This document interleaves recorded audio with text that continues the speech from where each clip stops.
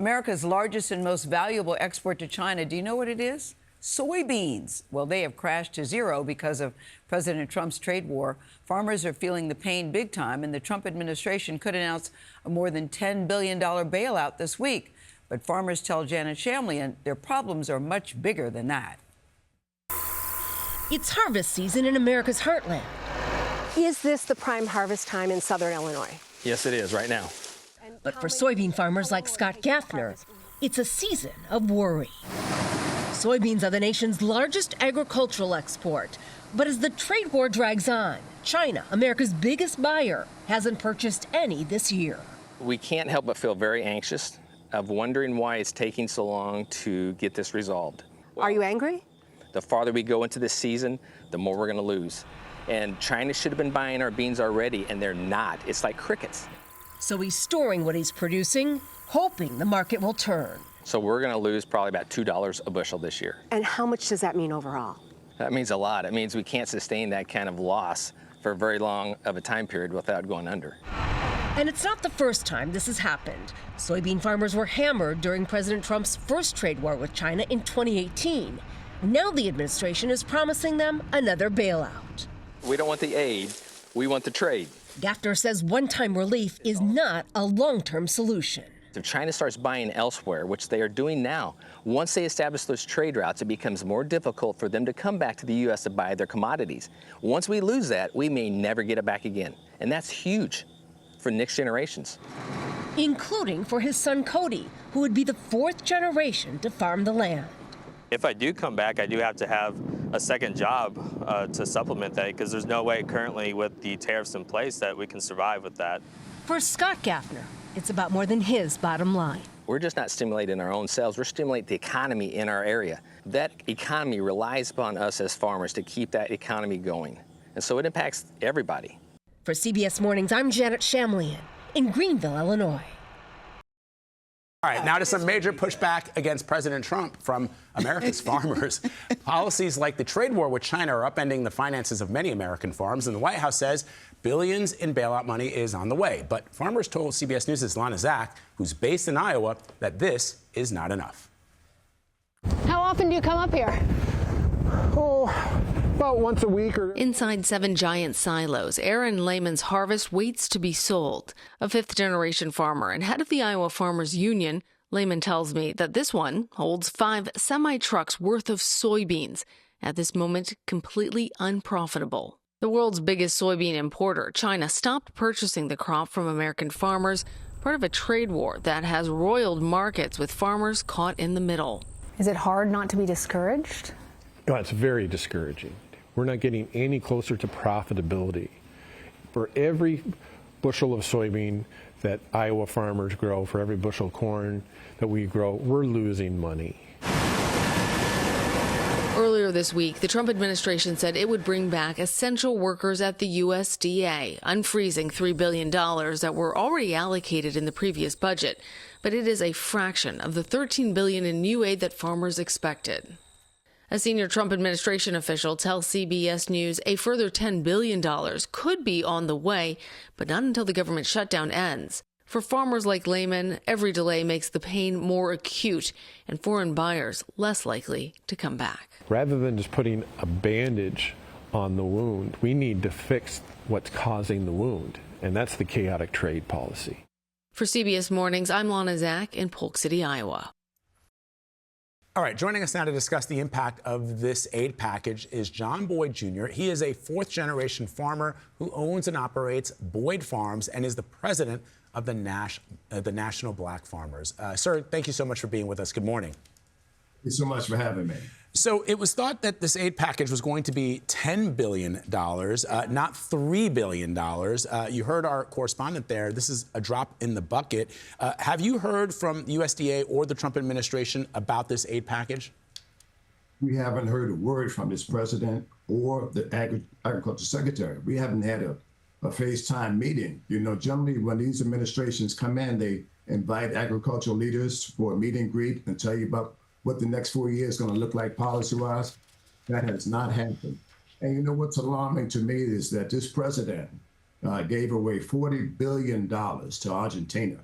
to help Argentina farmers and soybean producers there and beef cattle producers there, while we're here at home losing our farms. So you spoke about the $3 billion. That's a very small amount for the farm ministry. I hate to say it like that, but we were expecting, a full package that could help America's farmers, and all we are getting is more delays. And yesterday, the president said, that his tariffs are great and it's helping America's beef cattle farmers, and we wouldn't be enjoying high prices if it wasn't for him. It's totally opposite, people. I've been out here warning people for a long time that the beef cattle prices were going to rise because we're not producing and not helping America's beef cattle farmers stay on the farm. So we have a lot of problems, and we're yet to hear concrete answers and solutions from this administration. Well, the Trump administration, John, as you know, says, stay with us. We have to look at the long term. Long term, this is going to bring jobs back to America. It's going to have Americans buying American goods. It's going to help farmers long term. What do you say to that? Well, the president's tariffs, and this is a man-made disaster sold by the president of the United States by imposing tariffs on the largest market for soybeans, which is China, and tariffs on Mexico for corn as the #1 purchaser, and fertilizer from Canada. All of these things were a recipe for disaster. When the president came during his first administration, I was selling soybeans for $16.80 a bushel. And the tariffs on China didn't work then.